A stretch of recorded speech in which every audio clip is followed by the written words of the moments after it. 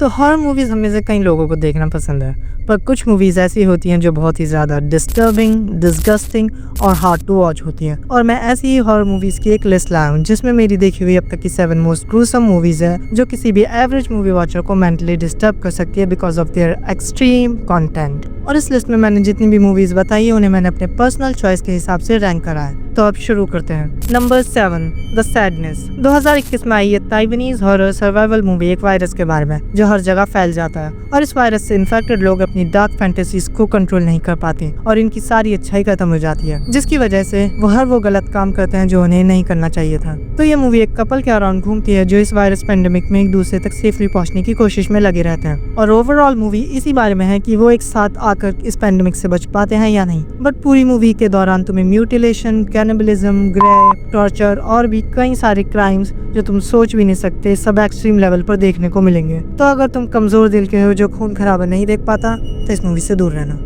Number 6 पर अब हमारी नेक्स्ट मूवी है मीगन इज मिसिंग। तो 2011 में आई ये हॉरर ड्रामा मूवी दो टीनेज गर्ल्स के बारे में है, एमी और मीगन, जो बहुत ही अच्छे बेस्ट फ्रेंड्स होते हैं। एमी एक इंट्रोवर्ट लड़की होती है जिसका मीगन के अलावा कोई फ्रेंड नहीं होता। वहीं दूसरी तरफ मीगन एक एक्सट्रोवर्ट लड़की होती है जो अलग अलग लड़कों से मिलना पसंद करती है। अब एक दिन मीगन को ऑनलाइन एक लड़का मिलता है जिसके बाद वो गायब हो जाती है और उसकी फ्रेंड एमी जो इस बारे में जानती थी कि मीगन ऑनलाइन किसी लड़के से बात करती थी, पुलिस को सब बता देती है। बाकी मूवी शुरू में थोड़ी बोरिंग लग सकती है बट जब स्टोरी अपने मेन टॉपिक पर आती है तो बहुत एक्सट्रीम चली जाती है और लास्ट के 22 मिनट तो प्योर नाइटमेयर होते हैं जो विजुअली नहीं बट मेंटली व्यूअर को डिस्टर्ब करने की कोशिश करते हैं। Number 5, cannibal Holocaust. अब इस मूवी के बारे में बताने से पहले मैं इस मूवी के रिलीज के बाद क्या हुआ वो तुमको बताना चाहूंगा। तो मूवी के प्रीमियर के 10 दिन बाद ही इटालियन कोर्ट ने मूवी जब्त करवा ली और इस मूवी के डायरेक्टर रिगेरो दियोदातो को ऑन कैमरा मर्डर के आरोप में अरेस्ट कर लिया गया। अब क्योंकि ये मूवी इतनी ज्यादा रियलिस्टिक फाउंड फुटेज मूवी थी और इसमें इतने ग्रूसम सीन थे कि लोगों को लगा इसमें दिखाई गई डेथ्स असली थी,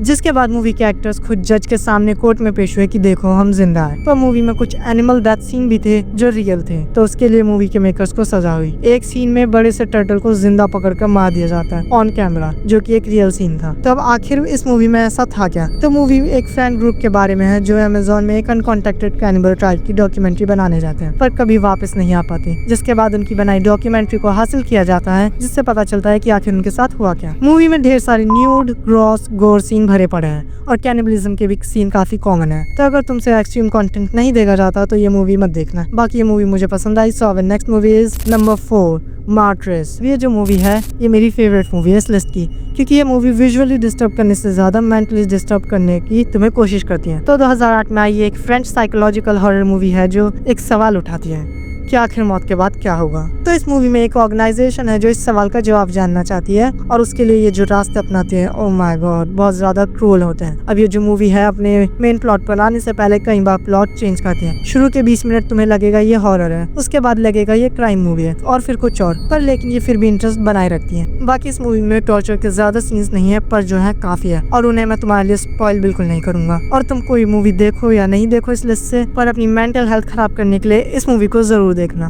तो अब जो नेक्स्ट 3 मूवीज होने वाली है वो तुम्हें मोस्टली विजुअली डिस्टर्ब करने की कोशिश करती है। और नंबर 3 पर आती है अ सर्बियन फिल्म। 2010 में ये हॉरर मिस्ट्री फिल्म एक रिटायर्ड कॉन एक्टर के बारे में होती है जिसे एक आर्ट फिल्म में काम करने के लिए ऑफर आता है और वो अग्री भी कर देता है, पर चीजें वैसी होने नहीं वाली होती जैसे उसने सोचा था। तो मैं इसकी स्टोरी स्पॉइल नहीं करूंगा, पर बता दूं इस मूवी में भी ढेर सारे न्यूड, टॉर्चर, डिस्टर्बिंग सीन्स भरे पड़े हैं। वो सीन्स ऐसे हैं कि मैं उन्हें यूट्यूब पर तुम्हें एक्सप्लेन भी नहीं कर सकता। और मूवी में वैसे एक ट्विस्ट भी है जो अगर तुम गेस नहीं कर पाते हो तो तुम्हें बहुत बड़ा झटका लग सकता है उसके रिवील पर। Number 2, the human centipede 2। अब ये लिस्ट में मेरी सेकंड मोस्ट फेवरेट मूवी है। तो 2011 में रिलीज हुई ये horror drama movie black and white में रिलीज की गई। अब इसे बनाया तो कलर में ही था, पर जब इसे देखा गया तो इसके सीन इतने ज्यादा ग्रूसम और डिस्गस्टिंग थे कि उनकी इंटेंसिटी थोड़ी कम हो जाए उसके लिए इसे ब्लैक एंड व्हाइट कर दिया गया। पर सच बताऊं उसके बावजूद भी कुछ ऐसे घिनौने सीन्स आएंगे जो तुम्हें स्क्रीन से मुंह फेरने पर मजबूर कर देंगे, लिटरली। तो द ह्यूमन सेंटिपीड 2 की स्टोरी एक डिप्रेस्ड आदमी के बारे में होती है जो मूवी के अंदर ही द ह्यूमन सेंटिपीड पार्ट 1 देखता है और उससे इंस्पायर होकर लोगों को किडनैप कर एक ह्यूमन सेंटिपीड बनाने की कोशिश करता है। अब जिन्हें समझ नहीं आ रहा ह्यूमन सेंटिपीड क्या है, तो इसमें बेसिकली एक पर्सन लिया जाएगा और उसकी बैक के पीछे एक और पर्सन का माउथ स्टिच कर दिया जाएगा, मतलब सिल दिया जाएगा, और फिर उसके पीछे एक और, ऐसे ही एक ह्यूमन सेंटिपीड की तरह बन जाता है। और ऑफ कोर्स पहला इंसान जब खाना खाएगा और जब उसे वॉशरूम करना होगा तो मतलब तुम समझ रहे हो ना क्या कहना चाह रहा हूँ। तो हाँ, ये सुनने में बहुत घिनौना है लेकिन मूवी ऐसे ही घिनौने सीन से भरी पड़ी है। उसके अलावा मूवी का एग्जीक्यूशन और एटमॉस्फेयर काफी डिप्रेस्ड महसूस कराएगा तुम्हें, और लिटरली मैंने जब ये मूवी देखी मेरे फेस पर एक सेकंड के लिए भी स्माइल नहीं आई,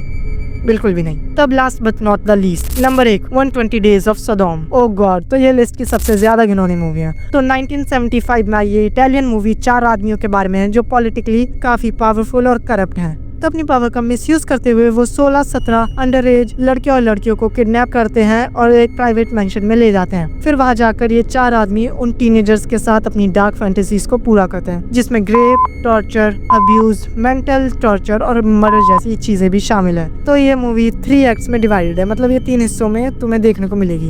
एक्ट 1, सर्कल ऑफ मैनियास। तो इस फर्स्ट एक्ट में जो 4 लोग होते हैं वो उन टीनेजर के साथ अपनी सेक्सुअल फैंटेसीज को पूरा करता है, जिसमें रेप, सेक्सुअल अब्यूज और वायलेंस भी होता है। Act 2, circle of shit. अब ये जो सेकंड एक्ट है बहुत ज्यादा घिनौना है, तो मैं तुम्हें इस एक्ट का एक सीन डिस्क्राइब करके बताता हूँ। तो मेंशन में जितने भी लोग होते हैं उन्हें डिनर के लिए बुलाया जाता है, टेबल लगा दी जाती है, सब चेयर्स पर बैठे होते हैं और फिर आता है खाना, जो कि कुछ और नहीं पर उन्हीं लोगों का मल होता है, महीनों से इकट्ठा करा हुआ मल। हाँ, तुमने सही सुना, उनका ही मल खाने को दिया जाता है और मजबूरी में उन टीनेजर्स को उसे खाना भी पड़ता है, जो बहुत घिनौना होता है। और थर्ड एक्ट आता है फिर, सर्कल ऑफ ब्लड, जो कि तुम सुन के ही समझ सकते हो कि इस फाइनल एक्ट में इन टीनेजर्स को टॉर्चर कर मार दिया जाता है। तो ओवरऑल मूवी बहुत घिनौनी है। बाकी इसके अलावा जब ये मूवी रिलीज हुई तो उसके डायरेक्टर को थोड़े ही वक्त बाद मर्डर कर दिया गया ये मूवी बनाने के लिए। तो ये थी मेरी 7 most disturbing disgusting movie list. और अगर तुमने इससे भी ज्यादा कुछ डिस्गस्टिंग देखा हो तो कमेंट करके जरूर बताना, और ये भी बताना कि वीडियो कैसी लगी। तब तक के लिए बाय।